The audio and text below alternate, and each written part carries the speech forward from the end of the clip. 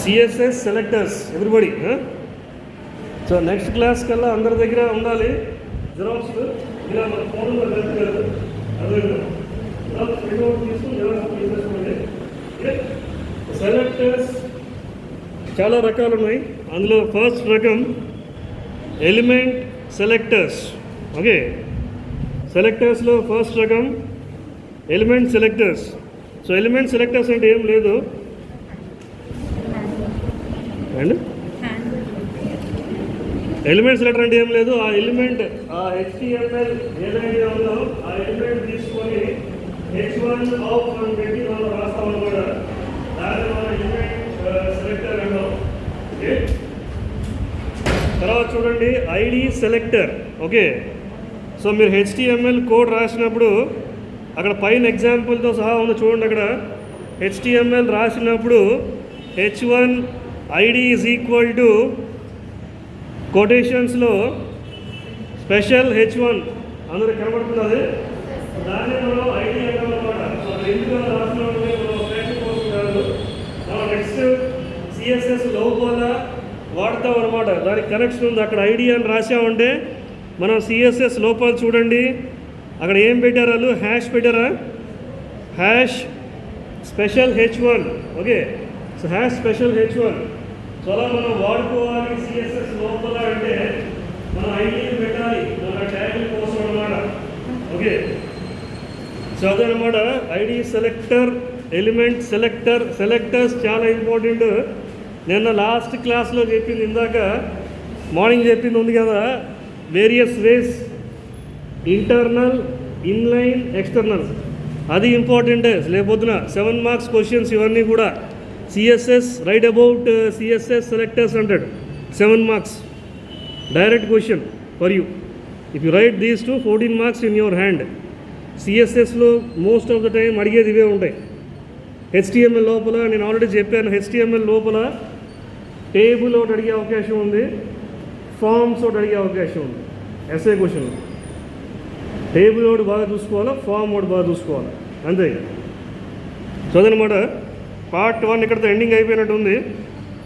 Next part 2కి వెళ్ళండి, CSS part 2.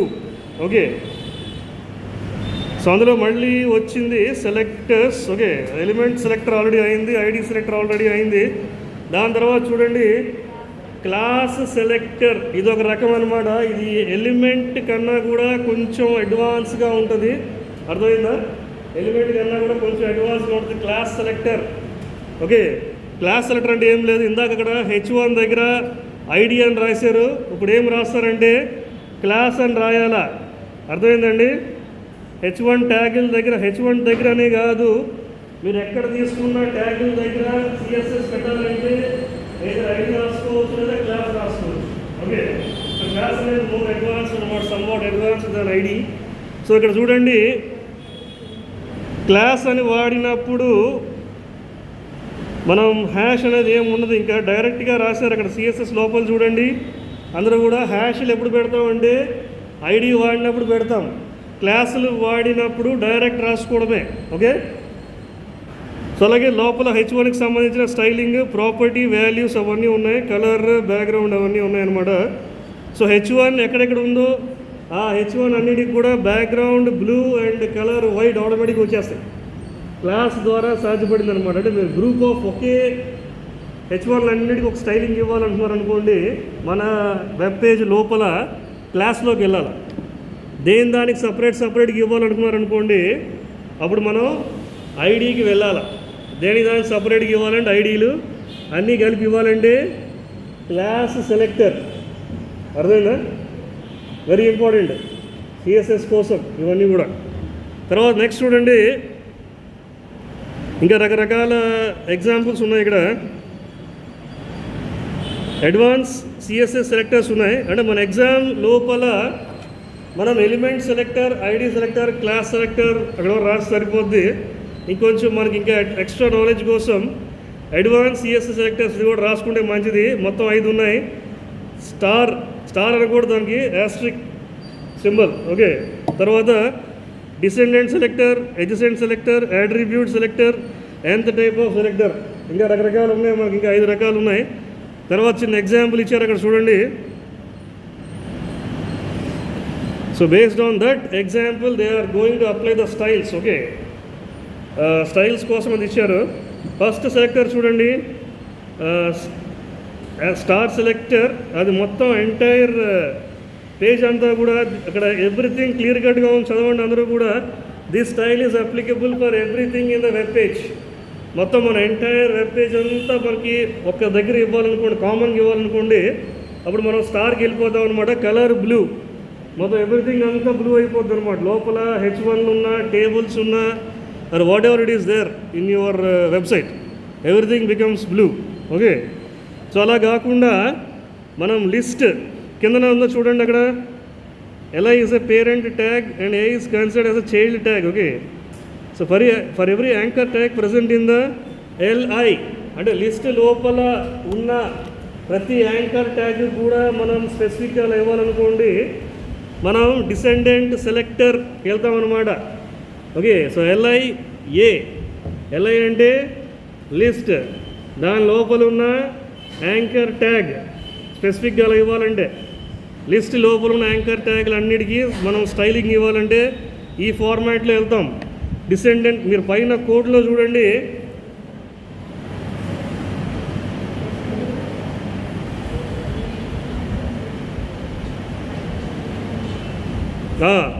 పైన కోడ్లో చూడండి అందరూ కూడా. H4 లోపల పైన ఎగ్జాంపుల్ ఉంది కదా, H4 లోపల చూడండి ఏమున్నాయి. H4 లోపల H4 లోపల ఉన్న LI టాప్ వెబ్సైట్స్ అన్నీ కూడా లిస్ట్ చేశారు యాంకర్ ట్యాగ్ ద్వారా. సో మనం ఓన్లీ ఆ వెబ్సైట్లకి ఏదన్నా మనం స్పెసిఫిక్గా ఇవ్వాలంటే కనుక మనం డిసెండెంట్ సెలెక్టర్ అనేది వాడతాం అన్నమాట. ఓకే, సో తర్వాత చూడండి, మూడో రకం ఏంటంటే అడ్వాన్స్ లోపల అడ్జసెంట్ సెలెక్టర్. ఓకే, సో కింద లైన్ చదవండి అందరూ కూడా. For every URL tag which is adjacent to A tag అనమాట. అంటే for every URL tag which is adjacent to A tag, అంటే అన్ఆర్డర్డ్ లిస్ట్ కోసం. అర్థమైందా? మళ్ళీ అదే ఎగ్జాంపుల్ వస్తుంది. అన్ఆర్డర్డ్ లిస్ట్ ఎక్కడెక్కడ ఉన్నాయో పక్కన మన అలా ప్లస్ సింబల్ వాడాల. సేమ్ ఆల్మోస్ట్ సేమ్ కాంబినేషన్ ఇక్కడ కూడా. పైలాగి ఇదో గణదర్ రే అనమాట, మన కంట్రోల్ ఎక్కువ పొందడం కోసం. తర్వాత చూడండి, for all href attributes of anchor tag అనమాట. లాస్ట్ చూడండి, అట్రిబ్యూట్ సెలెక్టర్ లాస్ట్ వన్. అంటే ఓన్లీ hrefలు అన్నీ కూడా మనం క్యాప్చర్ చేయాలంటే కనుక మనం అట్రిబ్యూట్ సెలెక్టర్ వాడతాం. href అని డైరెక్ట్గా ఇచ్చేసుకోవచ్చు. ఓకే, అట్రిబ్యూట్స్ కూడా మనం స్టైలింగ్ ఇవ్వచ్చు అనమాట. అట్రిబ్యూట్స్ ఆల్రెడీ చదివారు మీరు. టేబుల్కి అయితే అట్రిబ్యూట్ ఏంటి, బోర్డర్. ఫామ్కి ఏంటి, టార్గెట్, మెథడ్. అది రకరకాలు ఉన్నాయి, అట్రిబ్యూట్స్ అన్నీ ఉన్నాయి. సో అట్రిబ్యూట్స్ కూడా మనం స్పెసిఫిక్గా ఇచ్చుకోవచ్చు. కలర్ రెడ్ కలర్ ఇచ్చారు అక్కడ, మళ్ళీ బ్యాక్గ్రౌండ్ ఎల్లో. ఓకే, సో అలాగే ఇంకొంచెం ఒక స్టెప్ ముందుకెళ్ళి అక్కడ చూడండి, ఎక్కడైతే Amazon.com అని ఉందో ఎగ్జాంపుల్ లోపల చూస్తున్నారు అందరూ. ఎక్కడైతే Amazon.com ఉందో మన వెబ్సైట్లో 4-5 చోట్ల అమెజాన్ ఉందనుకోండి, ఓన్లీ దానికి స్పెసిఫిక్గా మళ్ళీ ఇవ్వాలంటే డైరెక్ట్గా అక్కడ URL మొత్తం ఇచ్చేయచ్చు అనమాట. యాంకర్ AOF అని పెట్టేసి href is equal to you can give whatever the URL you want there. అలాగే చూడండి, ఇన్పుట్ టైప్ పాస్వర్డ్ నేను చెప్పాము ఆల్రెడీ. ఫామ్ చెప్పినప్పుడు, ఇన్పుట్ చెప్పినప్పుడు రకరకాలు చెప్పాం. టెక్స్ట్, ఈమెయిల్, పాస్వర్డ్ రకరకాలు ఉన్నాయి. నిన్నటి PDF చూడండి పార్ట్ 2 లోపల.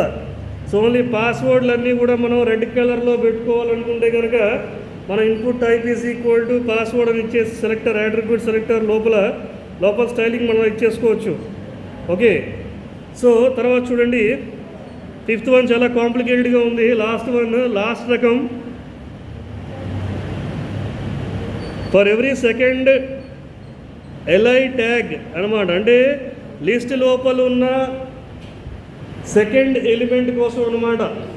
ప్రతి లిస్ట్ లోపల ఉన్న సెకండ్ ఎలిమెంట్ కోసం రేపు పొద్దున్న చెప్తారు వాళ్ళ రిక్వైర్మెంట్. సెకండ్ ఎలిమెంట్ అన్ని హైలైట్ అవ్వాలా, లేదా నాకు రెడ్ కలర్ కావాలా అని చెప్తాడు. మనం ఇమ్మీడియట్గా ఆ పేజ్లోకి వెళ్ళిపోయి ఆ సిఎస్ఎస్ ఫైల్లోకి వెళ్ళిపోయి మనం nth hyphen of type syntax చాలా ఇంపార్టెంట్ అనమాట అక్కడ. సో అలా రాసి బ్రాకెట్లో 2 ఇస్తే కనుక for every second li tag the style is applicable second element in the list అనమాట. అర్థమైందండి? ఇవన్నీ చేయాలి మీరు. ఎగ్జాంపుల్స్ అప్పుడే మనకు క్లారిటీ వస్తుంది. యూఎల్ లోపల అలా అన్ఆర్డర్డ్ లిస్ట్ లోపల ఇవ్వాలనుకోండి, యూఎల్ అని కూడా ఇచ్చుకోవచ్చు. స్పెసిఫిక్గా మన ప్రోగ్రామ్ లోపల ఆర్డర్డ్ లిస్ట్ ఉండొచ్చు, అన్ఆర్డర్డ్ లిస్ట్ ఉండొచ్చు. 2 రకాలు ఉండొచ్చు మన ప్రోగ్రామ్ లోపల. ఓన్లీ అన్ఆర్డర్డ్లో ఉన్న సెకండ్ ఎలిమెంట్ అని చెప్పాడు అనుకోండి, అప్పుడు UL colon nth type of 2 అని ఇచ్చుకుంటే యూఎల్ ట్యాగ్ లోపల ఉన్న ఐటమ్స్ సెకండ్ ఎలిమెంట్ స్టైలింగ్ మారద్దు అనమాట. ఓకే, అలాగే ఈవెన్ నెంబర్ li అంటే ఈవెన్ ఆడ్ ఉంటాయి లిస్ట్ లోపల. సో ఈ ఓన్లీ ఈవెన్ నెంబర్స్ ఏవే ఉన్నాయో సో అవన్నీ కూడా రెడ్ కలర్లో మారాలంటే కనుక nth టైప్ ఆఫ్ బ్రాకెట్ లోపల మీరు ఈవెన్ అని ఇచ్చుకోవచ్చు అనమాట. Okay, so everything specifically they have given. So అదనమాట అబౌట్ సెలెక్టర్స్. సరిపోతుంది ఎగ్జామ్ పాయింట్ ఆఫ్ వ్యూలో. ఫస్ట్ మీరు element selector, ID selector, class selector అని రాసేసి తర్వాత ఇంకొంచెం ఇవి కాకుండా మనం అడ్వాన్స్ సెలెక్టర్స్ ఉన్నాయని చెప్పి తర్వాత స్టార్, యాట్రిబ్యూట్ అవన్నీ ఉన్నాయి, అన్నీ రాయాలి. ఎవ్రీథింగ్ రాస్తే ఫుల్ మార్క్స్ ఎగ్జామ్ లోపల. సో అదనమాట. తర్వాత ఇంకో చిన్న కాన్సెప్ట్ ఉన్నాయి చూడండి, అక్కడ చిన్న కాన్సెప్ట్ ఒకటి ఉంది. సిఎస్ఎస్ ఇన్హెరిటెన్స్ అని చూడండి అక్కడ. సో ఒక లైన్ చదవండి అందరూ కూడా. All the properties of the parent are by default available to the child and we are not required to redefine. This property is called inheritance. Whatever the styles are defined for the parent automatically defined for the child tag also. చూడండి already మీరు చూశారు body colour. Body అనేది body లోపల మనం ఇందాక నిన్నటిదాకా చాలా ట్యాగులు చదివాం. టేబుల్ అవ్వచ్చు, ఫామ్ అవ్వచ్చు, లిస్ట్ అవ్వచ్చు, చాలా ఉన్నాయి, ట్యాగ్స్ ఉన్నాయి. అవన్నీ మనం ఎక్కడ రాస్తున్నాం? బాడీ లోపల రాస్తాం. హెడ్ లోపల ఏం రాస్తాం మనం? టైటిల్, స్క్రిప్ట్ అవి రాస్తాం. హెడ్ అసలు మనకు సంబంధం లేదు, రాసేసి వదిలేయడం ఇంకంతే. మనకు సంబంధించినంతా కూడా బాడీ ఎక్కువ. సో బాడీ రెడ్ అని పెట్టారంటే కనుక ఎంటైర్ బాడీ అనేది పేరెంట్ అనమాట. సో పేరెంట్ లోపల ఉన్న ట్యాగ్స్ అంటే దాని చిల్డ్రన్, అంతే కదా. ఇప్పుడు బయట రియల్ వరల్డ్లో కూడా పేరెంట్స్ డబ్బులు సంపాదిస్తాం అనుకోండి, ఆటోమేటిక్ మనకు వచ్చేస్తే మళ్ళీ మన ఏదో అడగడం ఏం లేదు కదా. సో అదే మాదిరిగా whatever the style you are giving for your body, so automatically it is applicable for all your child tags also. Okay, తర్వాత ఓన్లీ మనకి ఆర్డర్డ్ లిస్ట్ లోపలే మనకు కావాలనుకోండి. సో అలా అప్పుడు మనం స్పెసిఫిక్గా ఇచ్చుకోవాలన్నమాట. యూఎల్కి ఇచ్చారనుకోండి, సో లోపల ఆ ఎల్ఐ ఎలిమెంట్స్ అన్నీ కూడా ఆటోమేటిక్గా రెడ్ కలర్లో మారిపోతాయి. So only if you want specific for list you can give UL or you can leave body అని ఇస్తే మొత్తం పేజ్ అంతా కూడా రెడ్ కలర్ అయిపోద్ది అనమాట. చూడండి, సో ఫైనల్గా ఇక్కడ చూడండి స్పెసిఫిసిటీ అనేది చాలా ఇంపార్టెంట్ అది. సో దీని అర్థం ఏంటంటే ఇక్కడ 3 రకాలు ఉన్నాయి. కలర్ రెడ్ ఇచ్చారు, తర్వాత బ్లూ ఇచ్చారు, తర్వాత గ్రీన్ ఇచ్చారు. సో లాస్ట్కి వచ్చేసరికి అదేం తీసుకుంటుందంటే ఫస్ట్ బాడీ ఏమి ఇచ్చారు అక్కడ రెడ్, తర్వాత అన్ఆర్డర్డ్ లిస్ట్కి ఏమి ఇచ్చారు మెయిన్ బ్లూ, లోపల లిస్ట్ ఉంటుంది దానికి ఏమి ఇచ్చారు గ్రీన్. మనం కష్టపడి పైన 2 కలర్లు ఇచ్చినా అది లాస్ట్ మనం ఏమి ఇచ్చామో అదే ఇస్తున్నాం. దాన్ని మనం స్పెసిఫిక్గా if we take only the last word of the styling you agree there. Other selectors, inheritance and CSS అది పునః రావాలి. సో మీ అందరూ ఏం చేయాలంటే మాట్లాడుతున్నారు సో ల్యాప్టాప్ ఉంటే తీసుకునే తీసి ఆన్ చేసి చేసేది.